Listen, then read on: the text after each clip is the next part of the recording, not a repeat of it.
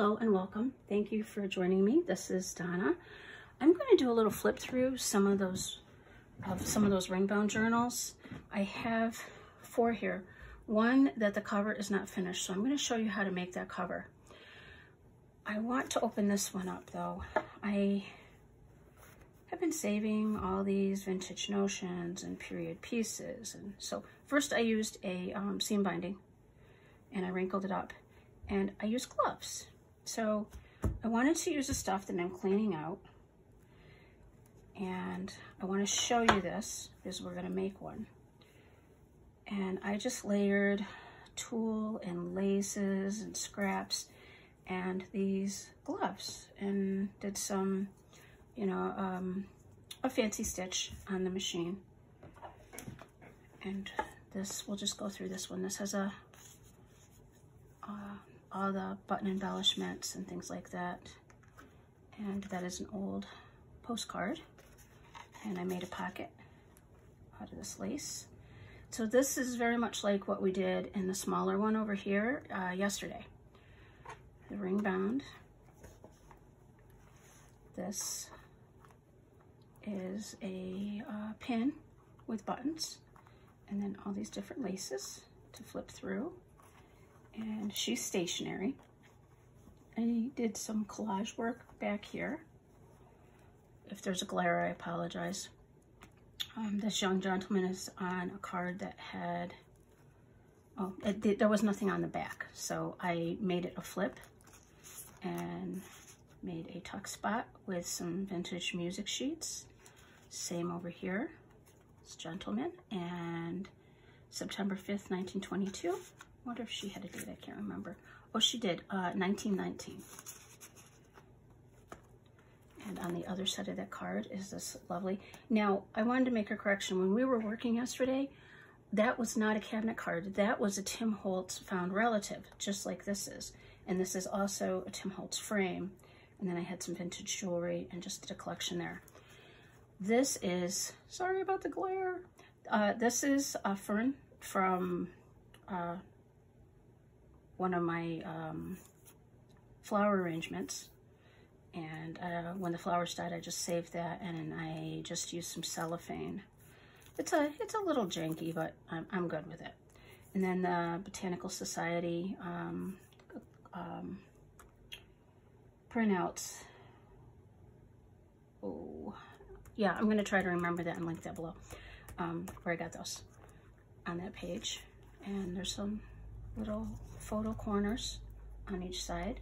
There's another Tim Holtz found relative, and some of my millinery stash from the hats that I cut up, and old lace, some washi tape, and he's glued down.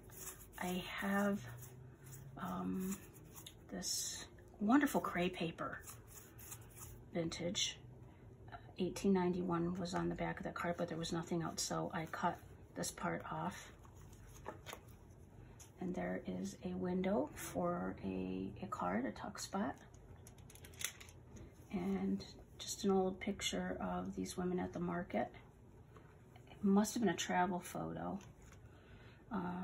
Over here, oh, and there's a little cameo. Over here, I made a tuck with some Queen Anne's lace and some fern and just little dried flowers that I saved for my garden. Put that on there, made another little tuck with a little tiny tag of this woman, washi tape, and just some collage work on that. And that's a tuck.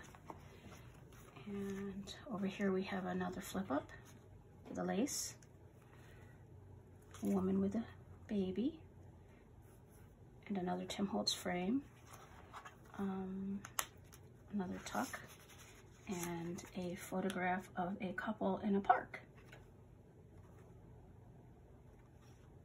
There's a number on there, but there isn't a actual date.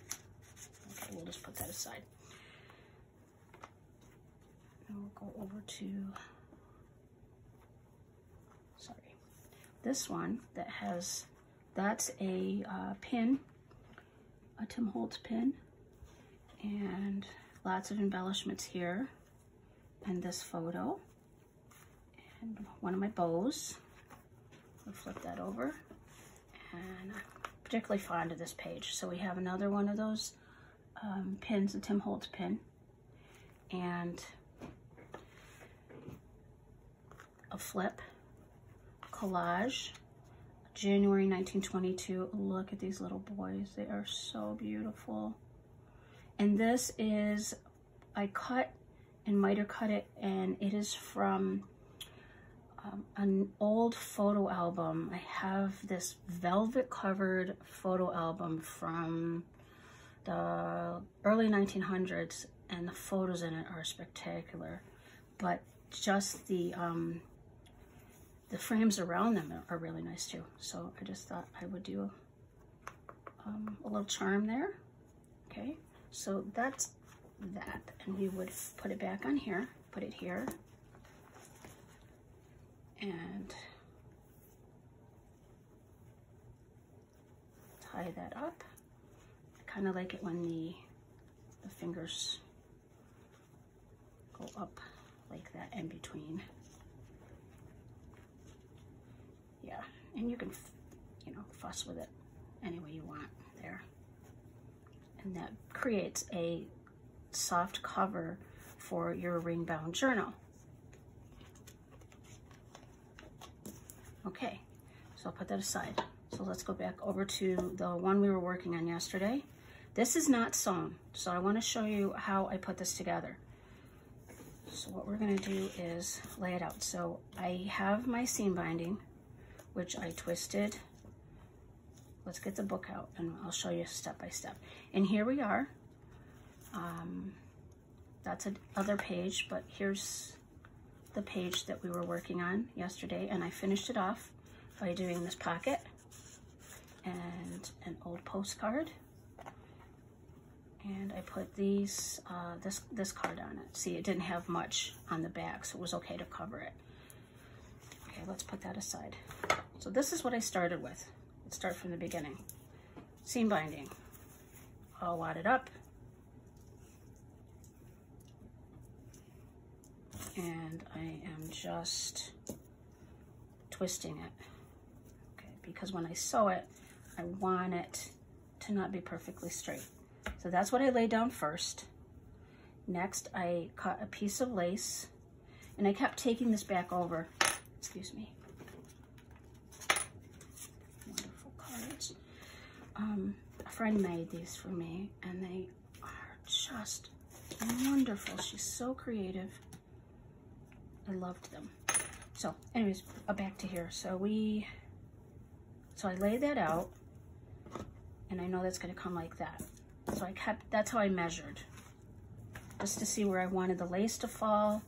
And then next, what I did was I took the gloves, and I want the front side here, and I brought it out over the lace just to where this is going to go between these fingers. So I know that will become where I attach it together. So we're going to do that again. Just some old gloves. These are so soft. Absolutely beautiful stuff. Minus the cat hair. And we're going to pull that out just a little more.